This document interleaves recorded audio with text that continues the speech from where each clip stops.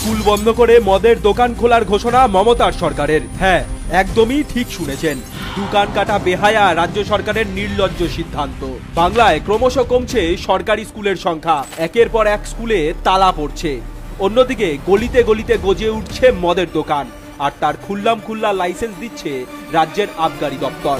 মানে খেলো করি খোলো মদের দোকান। চলুন একটা পরিসংখ্যানের দিকে নজর দিই। গত শিক্ষাবর্ষে বাংলায় ৩,২৫৪টি স্কুল বন্ধ হয়ে গিয়েছে। অন্যদিকে মদের দোকান আরো বাড়ানোর সিদ্ধান্ত নিয়েছে বাংলার সরকার।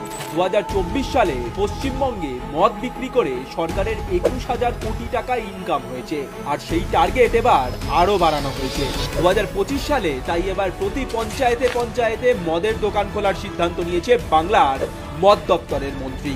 অন্যান্য খাতে ব্যয় করার জন্য প্রয়োজনীয় টাকা এই মদের উপর ট্যাক্সের থেকেই তুলতে নিনজা টেকনিক। রাজ্যে বছরের পর বছর ধরে ঘটা করে বাণিজ্য সম্মেলন করলেও শিল্পের দেখা নেই, যার ফলে চাকরিও নেই বাজারে।